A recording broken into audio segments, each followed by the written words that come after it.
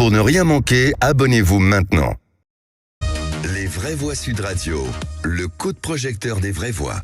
Ils disent stop. Les policiers en ont ras-le-bol. À force d'interventions d'urgence, d'incivilités, d'émeutes, de manifestations violentes, de blessures, de sanctions. La mise en détention de l'un d'entre eux à Marseille, suite aux émeutes, a déclenché un mouvement de grève dite du zèle, le code 562. Le directeur général de la police, Frédéric Vaux, a mis les pieds dans le plat. J'ouvre les guillemets. Avant un éventuel procès, un policier n'a pas sa place en prison. Je ferme les guillemets. Lors du traditionnel point presse d'après Conseil des ministres, le porte-parole du gouvernement, Olivier Véran, s'est exprimé de manière très laconique sur les revendications policières. Le préfet de préfecture de Paris a eu l'occasion de s'exprimer, le préfet de police, le directeur général de la police nationale, le président de la République a eu des mots forts à destination des forces de sécurité intérieure ainsi que la première ministre. Donc nous sommes en lien permanent avec les représentants des forces de sécurité pour les assurer de notre soutien, de notre mobilisation. Il y a une indépendance de la justice dans notre pays, il ne revient pas à un ministre de la République de commenter des décisions de justice. Fort heureusement, dans cette situation, comme dans l'ensemble des situations d'ailleurs, vous le savez, c'est la règle. Et on reçoit Bruno Bartocchetti, qui est secrétaire national unité SGPFU pour la section pour la région Sud. Bonsoir Bruno. Bonsoir Bruno Bartocchetti. Bonsoir, merci de m'avoir invité. Bon, vous êtes tous beaucoup sollicités, les policiers, en ce moment. Vous avez le micro ouvert et c'est comme si, en ce moment, vous vouliez faire part de ce mal-être qu'on savait présent, mais qui ne peut plus tenir dans votre soucoupe. Vous explosez. Oui, effectivement. Alors, le malaise, vous le connaissez, de toute façon, c'est un malaise sociétal que nous vivons. Donc, forcément, tout repose sur les épaules de la police. Mais le malaise va beaucoup plus loin et c'est la goutte d'eau qui fait déborder le vase lorsque, finalement, on se retrouve dans cette insécurité juridique. J'aimerais ouvrir une parenthèse sur ce que je viens juste d'entendre en présentation. Le chef de l'État a rappelé la séparation des pouvoirs et notre volonté, nous, au syndicat Unité SGP Police, ce n'est pas de vexer Dame Justice, mais celle-ci s'est exprimée à partir du moment où nous l'avons fait à l'endroit de la profession lorsqu'on a eu un des nôtres en détention provisoire, alors que parallèlement, ça a gêné personne lorsque le chef de l'État s'est exprimé à l'endroit de notre collègue de Nanterre en disant « c'est impardonnable, c'est inexcusable » avant même que l'enquête débute. Alors, si le chef de l'État ne montre pas l'exemple, vous comprenez bien qu'on va être indisciplinés. Nous, policiers, nous ne comprenons pas, bien sûr, ce qu'est la séparation du pouvoir. Bien, nous la comprenons très très bien et nous pouvons aussi, voilà, et c'est ce que nous allons faire, continuer à saisir les parlementaires pour avancer sur les lois. Aujourd'hui, quand on dit respectons la loi, les policiers ne sont pas en dehors des lois, bien évidemment, mais est-ce qu'à un moment donné, on ne peut pas réfléchir sur la détention provisoire d'un des nôtres lorsqu'il était dans l'exercice de ses fonctions? J'insiste bien là-dessus. On n'est pas là pour cautionner les ripoux, les voyous. On est là pour dire à un moment donné, attention, on a aussi des magistrats qui ne connaissent rien à la législation sur les armes, par exemple, et qui ne comprennent pas et qui ne connaissent pas le sujet de la sécurité publique et du travail de la police. Moi, je vous le dis clairement, aujourd'hui, on doit préserver la fonction du policier et évitons la détention provisoire quand on sait que les policiers ne peuvent que donner les garanties de répondre aux convocations de justice. Ce policier en détention provisoire, s'il était resté à domicile, il ne serait pas parti à l'étranger, il n'aurait pas mis des pressions sur la victime. Bon. Et c'est là aujourd'hui où on doit nous protéger parce que nous sommes en insécurité, je vous le dis, en insécurité juridique. On va faire réagir autour. Oui, François de Rugy, quand on écoute Bruno Bartocchetti qui nous dit que, en fait, suite aux propos du président qui dit que c'était inexcusable la mise à mort de Nahel et que c'est un peu pour ça aussi que la police est en réaction, justement, le fait de lier les deux, est-ce que vous ne trouvez pas ça un petit peu limite, justement ? Je crois que c'est pas la même chose. Le fait que le président de la République ou le porte-parole du gouvernement dise on va pas commenter une décision de justice, la mise en détention provisoire d'une personne quelle qu'elle soit, c'est une décision de justice. C'est pas la même chose qu'une garde à vue qui est une décision d'enquête policière. Donc il y a une décision de justice. Si un président de la République ou un porte-parole du gouvernement dénonçait cette décision de justice, je pense que c'est l'équilibre des institutions qui serait remis en cause et la vie en société en serait dégradée. Après, que les responsables politiques soient également prudents dans leurs commentaires sur des événements y compris lorsqu'il y a des images qui quand même, évidemment, montrent un certain nombre de choses, je pense que ce serait bien aussi. Ce serait bien aussi. C'est ça que vous dites. Non, mais c'est vrai que sur la mort de ce jeune Naël, je pense qu'il y a eu une forme d'emballement médiatico-politique qui n'est pas le fait que des médias, qui est aussi le fait des responsables politiques qui se sont tous empressés de faire des commentaires alors que évidemment ils n'avaient pas tous les éléments en main pour le faire. Mais au-delà de ça, je comprends qu'un syndicaliste prenne la défense des gens non seulement des adhérents de son syndicat, mais au-delà de tous les hommes et femmes de sa profession. C'est normal. Mais en revanche, on ne peut pas considérer ce qui est dit là comme une règle acceptable. Si on commence à dire un policier dans l'exercice de ses fonctions qui a commis tel ou tel acte, qui fait l'objet d'une enquête judiciaire, ne peut jamais être mis en détention provisoire, ça pose quand même problème. Au nom de quoi le ferait-on? Moi, je pense que c'est pas tant François de Rugy ce qui s'est passé à Marseille, c'est la suite, la succession d'événements. C'est-à-dire qu'il y a eu des policiers qui revendiquaient l'état de légitime défense, qui ont fait acte de leurs armes et qui se sont retrouvés. Enfin là, je crois que c'est une histoire de coups et blessures en quelque sorte. C'est pas la même chose que l'histoire de Nanterre. Mais surtout, et je comprends que l'enchaînement puisse produire des réactions, mais justement, il faut aussi accepter que la justice, elle ne juge pas un enchaînement. Elle juge des faits. Il y a eu les faits de Nanterre, il y a eu les faits de Marseille, il y a une enquête, il y a des actes de procédure parmi lesquels la détention provisoire. Moi, je pense que le syndicaliste ne peut pas le dire, c'est normal, mais c'est pas possible que sur combien il y a 200 000 policiers et gendarmes dans notre pays, que sur 200 000, il n'y ait jamais de personnes qui fautent. Aujourd'hui, déclaration importante du préfet de police de Paris, Laurent Nunez, qui a demandé à chacun de ses fonctionnaires de, je cite, mesurer le tort qu'il ferait s'il s'aventurait à délaisser le service des autres. Ça va loin, ce que vous mettez en place, Bruno Bartocchetti. Il y a ce fameux code 562, vous ne pouvez pas, 562, pardon, vous ne pouvez pas vous mettre en grève, mais vous n'assurez pas toutes vos missions.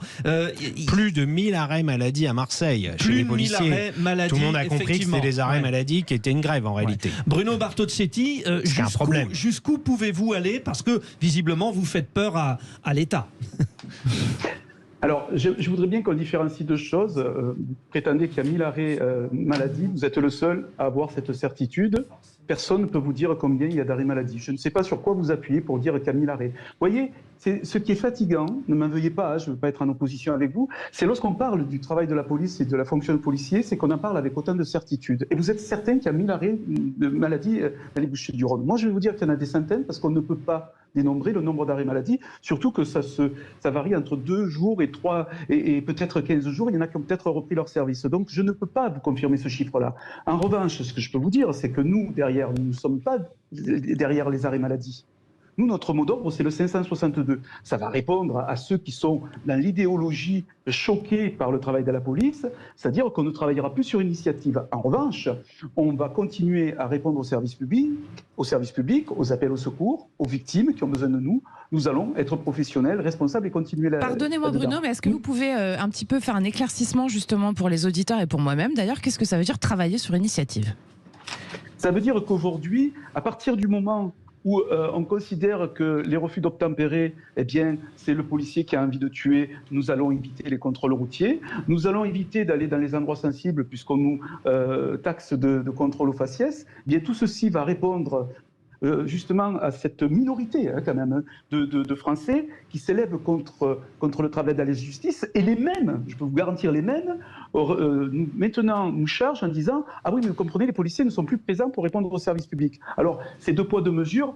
La population, elle est proche de nous à Marseille. Elle sait dans quelles conditions on a travaillé. Je peux vous garantir que nous sommes proches de la population, même dans cet exercice aujourd'hui bien difficile avec l'application du 562. Et il est vrai que nous n'avons pas le droit de grève. Et donc, on n'est pas dans une grève de zèle. Nous sommes dans une application légale en appliquant le 562. Le service minimum. Voilà, le fameux synonyme de service minimum. Mickaël Sadoun. Non, mais moi je suis plutôt d'accord avec monsieur, parce que La détention provisoire, elle existe, mais elle est quand même encadrée par l'article 144 du Code de procédure pénale sous certaines conditions, c'est-à-dire est-ce qu'il y a un risque de fuite, est-ce qu'il y a un risque de faire disparaître des preuves, est-ce qu'il y a un risque de pression sur des témoins ou des victimes pour distordre un petit peu le procès. En l'occurrence, mais je ne suis pas la justice, donc je préfère vraiment la laisser faire son travail, mais en l'occurrence, je comprends que des policiers aient l'impression que cette détention provisoire est disproportionnée. De toute façon, c'est un vrai sujet, parce que la détention provisoire, ça concerne 20 000 personnes quand même, sur 70 000 détenus. Donc ça fait près d'un tiers en fait des détenus qui attendent simplement leur procès. Ça pose évidemment des questions sur l'efficacité et la rapidité de la justice à agir et à juger. La deuxième chose, c'est que je pense que ces manifestations viennent sur un contexte qui ne date pas d'hier et qui a mis des années à se développer. Contexte interne à la police, peut-être de sous-dotation. Je rappelle qu'il y a des millions d'heures supplémentaires qui n'ont pas été payées. Je rappelle que la formation des policiers a été réduite par Bernard Cazeneuve, heureusement réaugmentée par Gérald Darmanin à 1 an. Mais il y a quand même des questions de formation policière, et Alain Bauer le disait récemment devant une commission d'enquête sénatoriale. Le criminologue. Et aussi, bien sûr, un contexte de tension entre la police et la justice, puisque le sens du travail de la police, c'est de protéger la société des individus dangereux. Or, ils ont l'impression que depuis des années, et sous l'effet d'une certaine idéologie, et il faut le dire, parce que je pense que le corps judiciaire est majoritairement à gauche, les syndicats le prouvent très régulièrement. En tout cas, le syndicat majoritaire ne se revendique pas du tout de gauche. L'Union syndicale des magistrats. L'Union syndicale des magistrats est un syndicat de centre droit au minimum. Alors, je vais continuer, mais on pourra en discuter. Oui.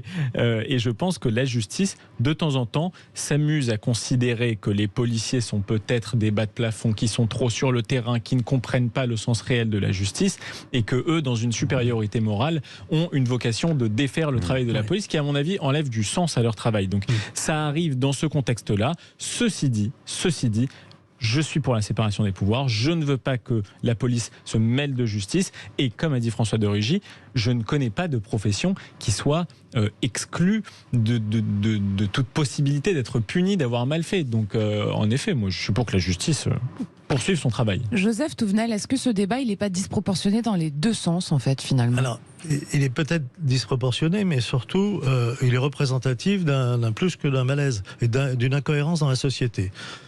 Là, j'entends des magistrats, le président de la République qui disent la loi c'est la loi, laissons les magistrats et on n'a pas à critiquer décision de justice. Très bien. Je reviens il n'y a pas si longtemps, en 2020, avec M. Castaner, ministre d'Emmanuel Macron. Il y a une manifestation du clan Traoré qui est interdite et le ministre dit « Ah oui, mais je ne vais pas bouger » et je le cite « L'émotion dépasse les règles juridiques ». Alors j'aimerais savoir si l'émotion qui dépasse les règles juridiques, c'est uniquement une jurisprudence pour le clan Traoré, ou ça peut être aussi une jurisprudence pour les policiers. Les policiers, ils ont ça en mémoire, que l'autorité de l'État, représentée par M. Castaner, qui n'a pas été démenti par le président de la République, leur a dit... L'émotion dépasse les règles juridiques et aujourd'hui on vient leur dire « Ah oui mais quand ça vous concerne vous, les règles juridiques s'appliquent ». Alors je comprends qu'ils explosent. Ouais.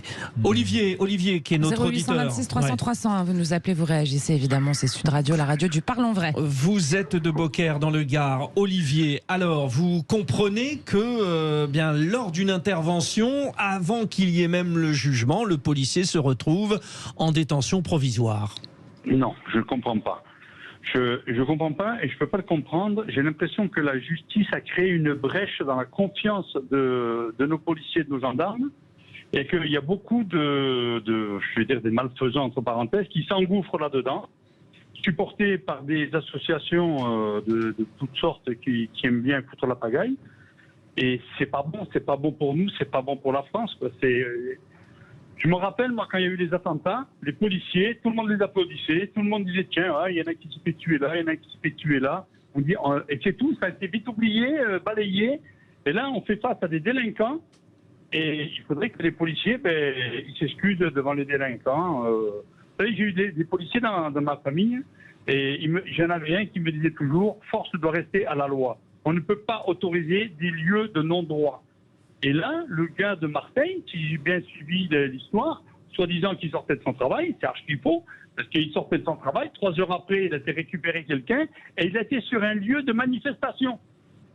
Alors, il ne faut pas dire que le gars est sorti de son travail, c'est faux. Il a été sur le Vieux-Port pour manifester. Alors là, avec c'est les autres. effectivement l'enquête qui le dira, mais justement, puisqu'il n'y a pas eu l'enquête, toute la Difficile question de est commenter pourquoi on l'a l'enquête, déjà mis en incarcération. Est-ce Voilà, que c'est parce que tout est là. l'émotion dépasse le cadre juridique, comme disait Monsieur Castaner, finalement, François de Rugy? Ce qui est possible, c'est que parfois les juges peuvent être amenés à faire une détention provisoire parce que, en effet, il y a une grande émotion dans la population. Souvenez-vous, là, un tout autre débat autour de Pierre Palmade.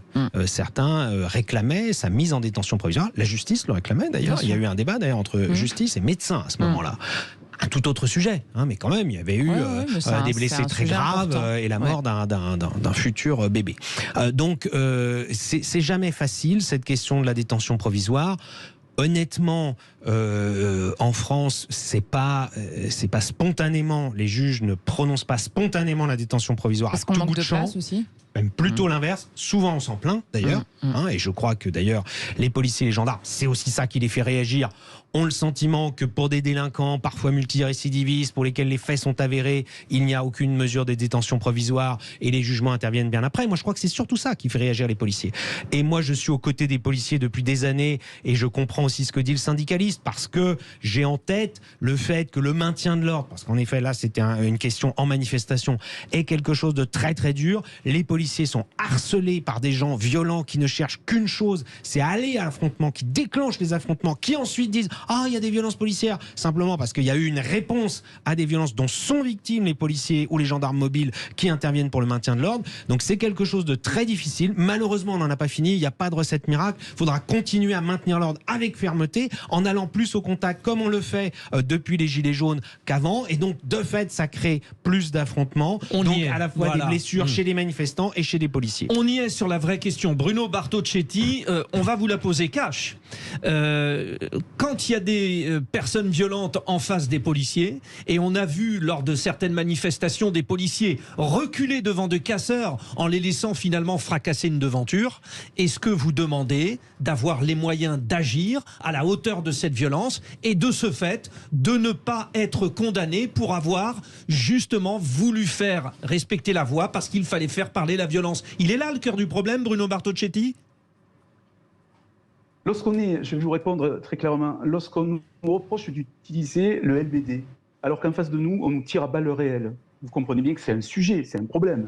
Lorsqu'on nous dit, mais il faut répondre en légitime défense et le LBD n'est pas approprié parce que vous avez visé la tête, c'est faux. Dans une manifestation, dans un rassemblement, ça va trop vite pour qu'on ait le temps de viser. On est là pour repousser. Et si on parle d'un cadre de légitime défense, on utilise notre arme qu'on a à la ceinture, on la sort très très rarement. Donc on ne demande pas d'avoir des moyens pour taper plus fort. On veut continuer à travailler et dans la stricte règle. Et l'idée n'est pas de s'opposer au travail de la justice, qui n'est pas de malentendu. C'est à un moment donné d'utiliser la force, ce qui est strictement nécessaire. Et croyez-nous, quand on enregistre chez nous 10 000 policiers par an qui sont blessés, 10 000 policiers par an blessés en service.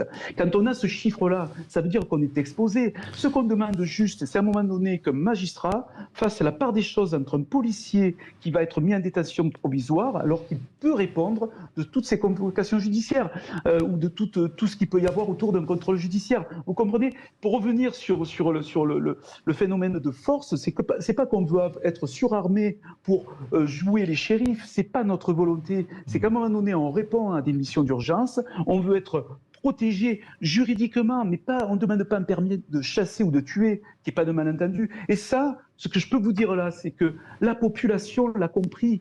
La population l'a compris. Ceux qui ne le comprennent pas, c'est ceux qui se retranchent derrière une idéologie. Il n'y a personne sur le plateau qui est là-dedans, hein, qui est là-dessus, je vous l'accorde. Et c'est qu'un débat, on est en train d'échanger, mais de comprendre notre position. On ne demande pas un permis de tuer, vraiment. Merci Bruno Bartocchetti, merci à tous pour ce débat.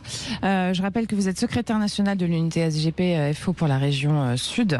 Merci de votre témoignage.